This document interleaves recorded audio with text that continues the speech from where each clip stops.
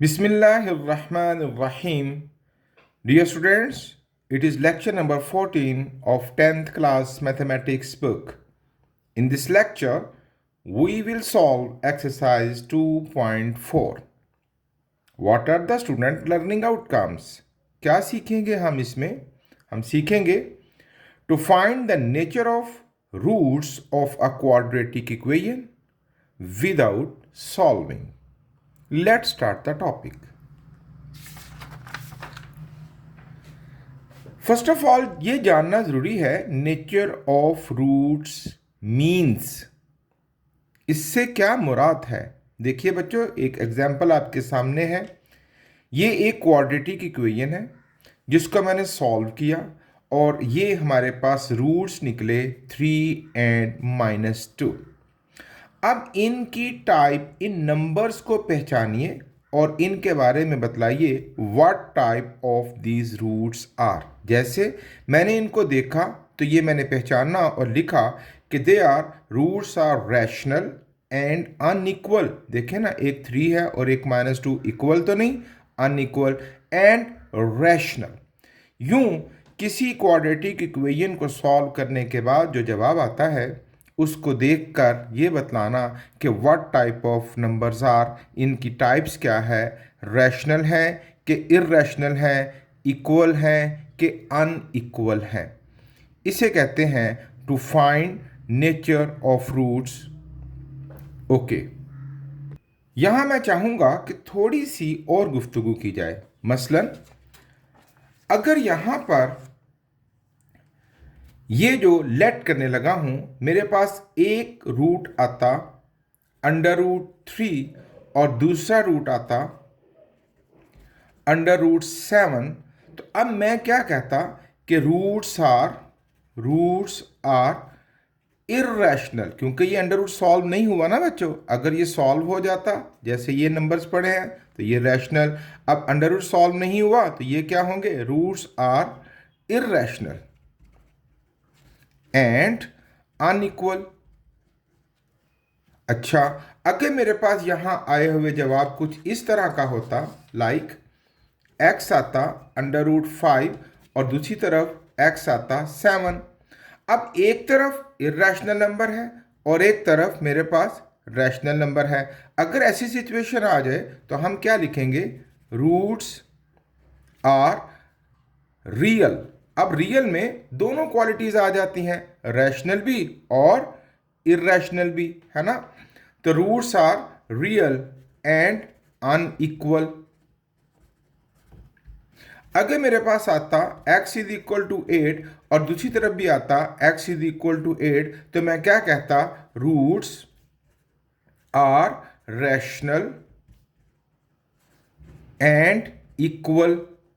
दोनों तरफ 8 आया है तो मैं क्या कहता, roots are rational and equal. अगर यहां पर जो भी सिचुएशन होती, फॉर एग्जाम्पल अगर मेरे पास आता x = √-3 and x = √-4 like this, तो अब ये जो अंडर रूट के अंदर वाली वैल्यू है, ये आप बखूबी जानते हैं कि it is an imaginary value.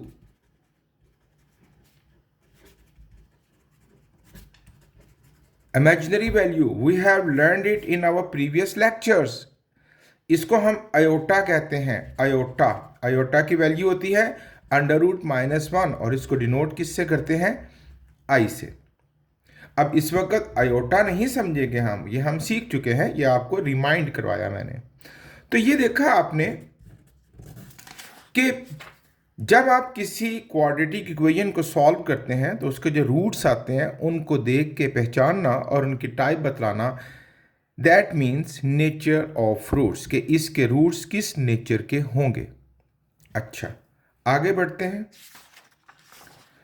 अब जो हम इस एक्सरसाइज में सीखने जा रहे हैं वो है find the nature of roots without solving.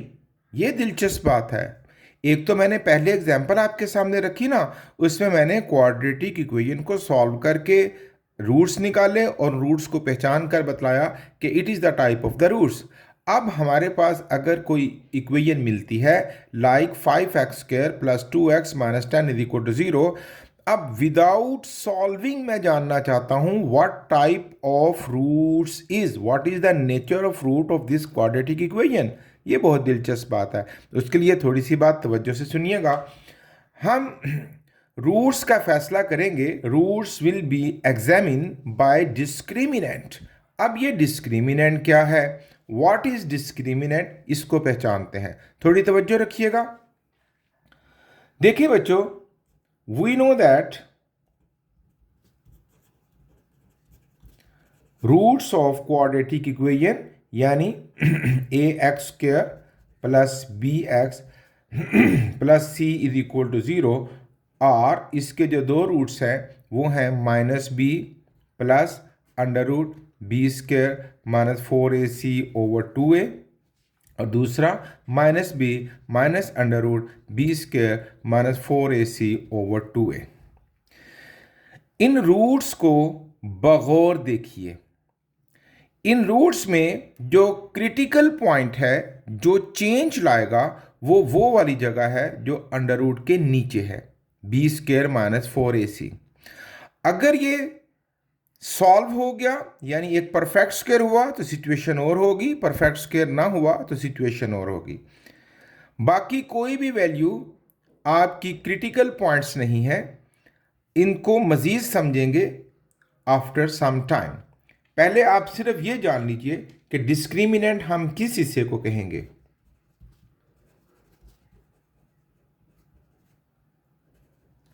Discriminant होता है ये अंडर रूट के नीचे वाली value b² minus 4ac। Okay, अब जरा मेरी बातों को गौर से सुनिएगा कि ये क्यों फैसला लेगा नेचर ऑफ रूट्स के बारे में। इफ डिस्क्रिमिनेंट यानी b² माइनस 4ac, इसका जवाब 0 से बड़ा आया, यहां जो भी वैल्यूज पुट करेंगे b की, a की और c की, उनको सॉल्व करने के बाद आया हुआ जवाब अगर 0 से बड़ा हुआ यानी पॉजिटिव हुआ, 0 से बड़ा मतलब पॉजिटिव वैल्यू अगर पॉजिटिव हुई and a perfect square, then तो क्या होगा। अब जरा बात को तवज्जो से सुनिएगा। ये देखिए, फर्ज किया मैंने b² माइनस 4ac सॉल्व किया और मेरे पास रिजल्ट आया 25। अब ये देखें, ये 0 से बड़ा है और एक परफेक्ट स्क्वायर है, it is the perfect square of 5, it is 5²। अब अगर अंडर रूट के अंदर 5² होगा तो स्क्वायर अंडर रूट से कट जाएगा, तो मेरे पास सिर्फ 5 बचेगा। तो रूट्स क्या होंगे फिर, रैशनल। जब अंडर रूट कट गया तो रूट्स होंगे रैशनल। अच्छा, अब अगर मेरे पास b² माइनस 4ac का रिजल्ट आता like 23, it is not a perfect square, तो फिर ये अंडर रूट के नीचे अगर 23 आता तो इसका परफेक्ट स्क्वायर नहीं बनना था, ये नहीं कटना था। तो इस सिचुएशन में मैं क्या कहता, रूट्स क्या हैं, इर्रेशनल। ओके, अब यहां पर देखिए, अगर डिस्क्रिमिनेंट 0 से बड़ा हुआ एंड अ परफेक्ट स्क्वायर हुआ, then roots will be rational and unequal। Unequal means क्योंकि एक प्लस होगा और एक माइनस होगा, प्लस करेंगे वैल्यू को तो जवाब और आएगा और माइनस करेंगे तो जवाब और आएगा। तो भाई यहां हमें नेचर ऑफ रूट्स की समझ आ गई कि अगर डिस्क्रिमिनेंट 0 से बड़ा हुआ और परफेक्ट स्क्वायर हुआ, then roots will be rational and unequal. अब दूसरी सिचुएशन क्या होगी, इफ डिस्क्रिमिनेंट यानी b² माइनस 4ac का जवाब 0 से बड़ा हुआ and not a perfect square, not a perfect square, और परफेक्ट स्क्वायर ना हुआ, फिर रूट्स कैसे होंगे भाई, रूट्स विल बी इर्रेशनल। अभी अभी बताया ना मैंने कि अंडर रूट सॉल्व नहीं होगा, इर्रेशनल एंड अनइक्वल। अनइक्वल तो फिर भी रहेंगे, क्योंकि जब इर्रेशनल नंबर को भी प्लस करेंगे तो जवाब और आएगा और माइनस करेंगे तो जवाब और आएगा। अब तीसरी सिचुएशन, इफ डिस्क्रिमिनेंट यानी b square minus 4ac is equal to zero. अब जीरो से बड़ा नहीं है, इक्वल टू जीरो। जब वो जीरो के बराबर होगा तो क्या होगा? अब जरा देखिए, जब यहां डिस्क्रिमिनेंट के अंदर वाली वैल्यू जीरो होगी तो जीरो अंडर जीरो का अंडर रूट भी जीरो होगा। तो अब बी में जीरो प्लस करें या बी में से जीरो निकालें, कोई फर्क नहीं पड़ेगा। Zero is additive identity. तो अब अगर होगा if b square minus 4ac is equal to zero, then तो रूट्स क्या होंगे? Roots will be rational. Rational तो होंगे ना, क्योंकि अंडर रूट सॉल्व हो गया। एंड इक्वल, और इक्वल होंगे, क्योंकि जीरो जमा करने से भी कोई फर्क नहीं पड़ेगा और जीरो माइनस करने से भी कोई फर्क नहीं पड़ेगा। तीन सिचुएशंस हो गई। जरा सोचिए तो कि कौन सी सूरत हाल बाकी रह गई। जीरो से बड़ी दोनों सूरत हाल हमने डिस्कस कर ली, यानी जीरो से बड़ी दो ही पॉसिबिलिटीज थी, या तो परफेक्ट स्क्वायर होगा या परफेक्ट स्क्वायर नहीं होगा। फिर हमने कहा जीरो। अब कौन सी सिचुएशन रह गई? यस डेफिनेटली, अब होगा if discriminant b square minus 4ac is less than zero. अब यहां दो सिचुएशन नहीं है कि परफेक्ट स्क्वायर होगा कि नॉट, क्योंकि नेगेटिव वैल्यू कभी भी परफेक्ट स्क्वायर हो ही नहीं सकती। If discriminant is less than zero, अगर ये जीरो होगा तो भाई क्या होगा? Then roots will be imaginary. अभी अभी मैंने बतलाया ना आपको, नेगेटिव वैल्यू अंडर रूट के अंदर आ जाएगी तो वो इमेजिनरी वैल्यू बनेगी।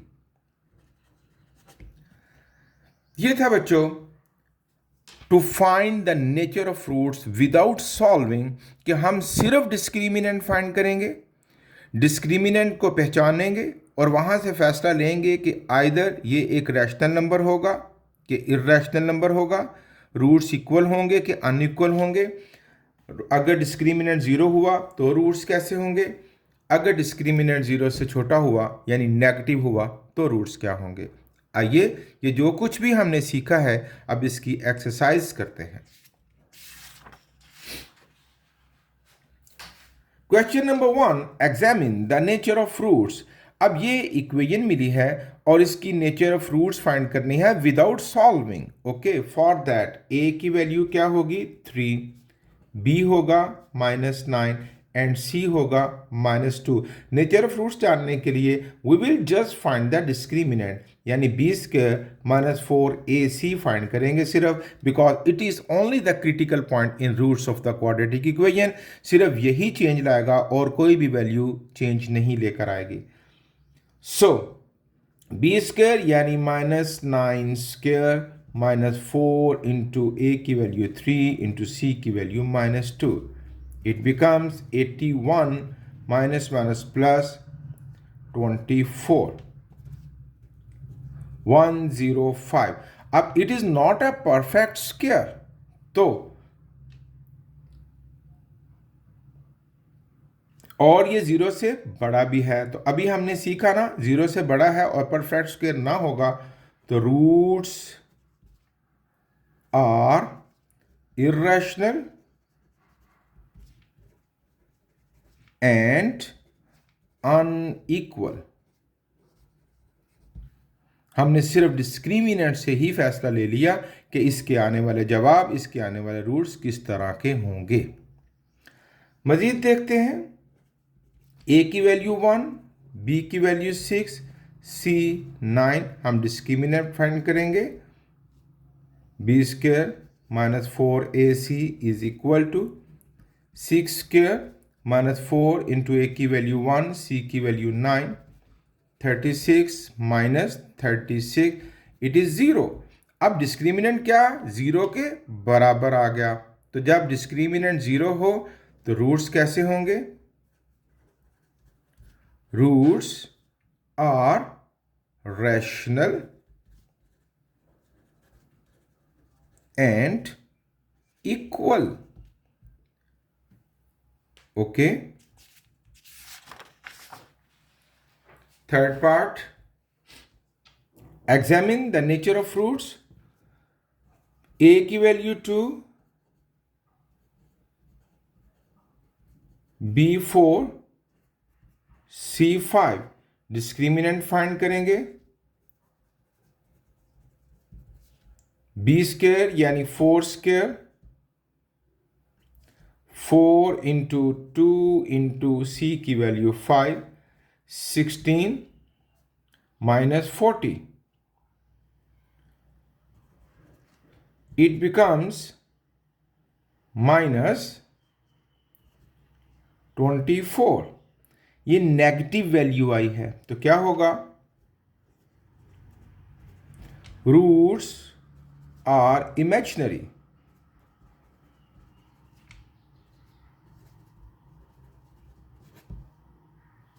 फिर से ए की वैल्यू 7, बी -6, सी -1।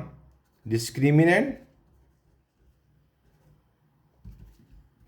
बी की वैल्यू -6, -4 इंटू ए की वैल्यू 7 इंटू सी की वैल्यू -1, माइनस का स्क्वायर प्लस 6 का square 36, minus minus plus 28, 64। It is a perfect square. So roots are rational and unequal.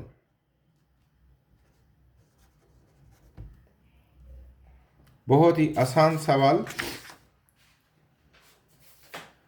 Examine the nature of roots. A की value 5, B -2, सी 10। Discriminant से फैसला लेंगे। B square -4ac, -2 square, -4 into 5 into 10, minus का square plus 2 का square 4, minus 5 4 जा 20, 20 10 200। It becomes -196। ये एक negative value है। Roots are imaginary.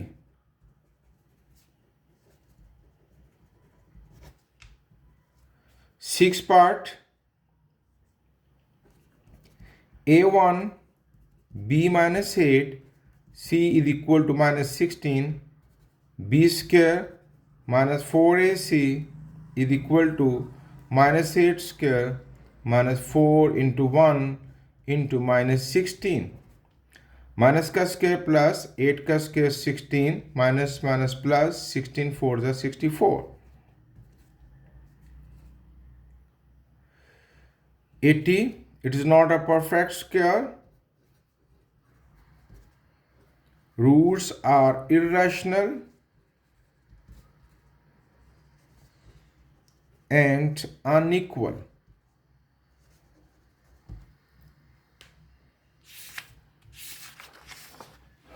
Question number 2। अब यहां मूड तब्दील हो गया, थोड़ी तवज्जो रखिएगा। For what value of t the roots of this are real and unequal.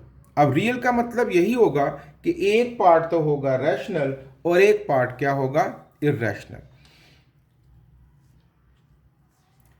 हम इसका डिस्क्रिमिनेंट फाइंड करते हैं। 3x² plus x plus 9t is equal to 0। A की वैल्यू 3, B1 और C हुआ 9t। ये पूरा कांस्टेंट होता है। Okay. Discriminant B² -4ac is equal to 1 square -4 into 3 into 9t। 1 minus 12, 108t। अब जरा देखिएगा कि what condition is given. The roots are real and unequal. As roots are real and unequal, तो फिर ये जो डिस्क्रिमिनेंट होगा शुड बी ग्रेटर देन 0, ये 0 से बड़ा ही होगा ना। अब यहां से हमें t निकाल लेना है, बहुत आसान है। -108t इज ग्रेटर देन +1, वहां जाके क्या बनेगा -1। अब यहां पर हम दोनों तरफ माइनस से जब मल्टीप्लाई करेंगे तो डोंट फॉरगेट द रूल। जब इन इक्वालिटीज को जिसमें लेस या ग्रेटर देन का साइन आए, जब दोनों तरफ नेगेटिव साइन से मल्टीप्लाई करें तो ये जो साइन है इसका पासा पलट जाता है, ये ग्रेटर देन की बजाय हो जाएगा लेस देन। देखिएगा जरा, बात को समझ लेते हैं। अगर मेरे पास हो -3 is greater than -1, sorry -1 is greater than -3, ये बड़ा है ना -1। मैं दोनों तरफ एक नेगेटिव नंबर से मल्टीप्लाई करता हूं, इधर से भी माइनस को मल्टीप्लाई करता हूं और इधर भी माइनस से मल्टीप्लाई करता हूं। इस तरफ आ जाएगा +1 और इस तरफ आ जाएगा +3। तो देखिए कौन सी साइड बड़ी हो गई, 3। अब ये देखिए साइड चेंज हो गई ना, पहले -1 बड़ा था और जब दोनों तरफ नेगेटिव नंबर से मल्टीप्लाई किया तो 3 बड़ा हो गया। ऐसा ही होता है इन इक्वालिटीज में जिसमें लेस या ग्रेटर देन का साइन आए, जब दोनों तरफ नेगेटिव साइन से मल्टीप्लाई किया जाए तो साइड तब्दील हो जाती है, पासा पलट जाता है। इसको एक और स्टाइल से भी आप समझ सकते हैं। फर्ज किया -1 इज ग्रेटर देन -3, ऐसा करें -1 को उधर ले जाए, -3 को इधर ले जाए, ये -1 वहां जाके +1 हो जाएगा, -3 यहां आके +3 हो जाएगा। अब आप साइड ना बदलिए, अब आप लेकिन वैसे ज़रा समझ लीजिए कि आप देखने में पढ़ने में आपको समझ आ जाएगी कि अब सिचुएशन बदल गई है कि पहले ये बड़ा था अब 3 बड़ा है, 3 इज ग्रेटर देन 1। दोनों में से जो स्टाइल भी आपको भा जाए। तो यहां पर जब मैंने दोनों तरफ नेगेटिव साइन से मल्टीप्लाई किया तो it becomes 108t is greater than, अब ये साइड बदल जाएगी, ग्रेटर देन 1, 108 वहां जाकर डिवाइड करेगा, t is greater than 1/108। It is the value of t। Question number 3, if the quadratic equation has equal roots then find the value of p। अब roots equal हैं, पहले discriminant find करते हैं। 16x² plus 7pq plus 49 is equal to 0।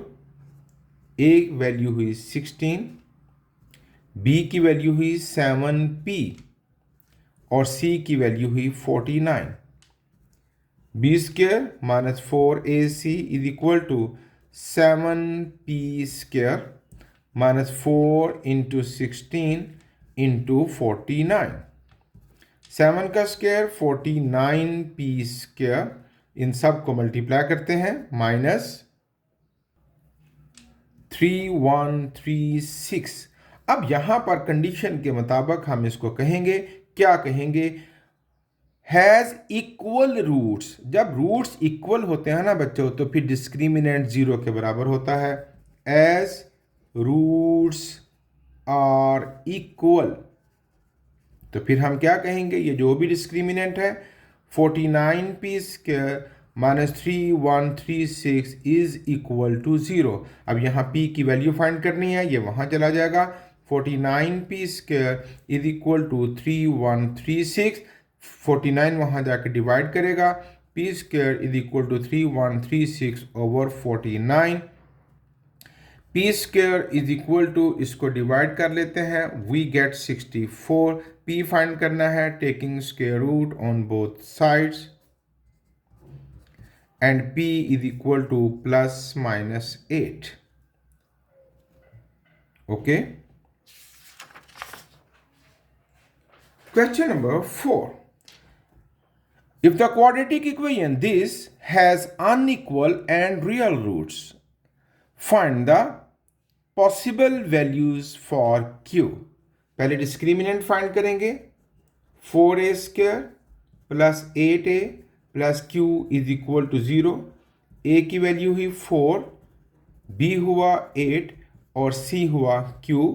b² minus 4ac is equal to 8² minus 4 into Q 64 minus 4 ज़ा 16Q। अब roots कैसे हैं?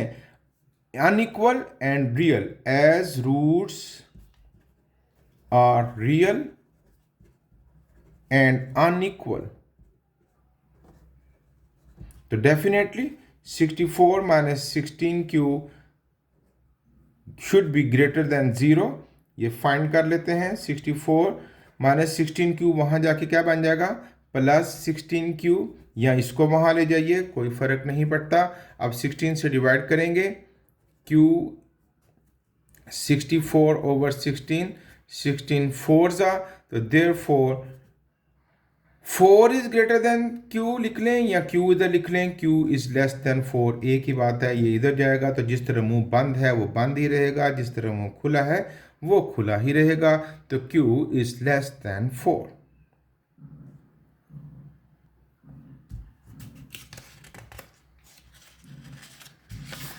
Question number 5, find the value for m if the quadratic equation has real and equal roots. mx square minus 8x plus 1 is equal to 0।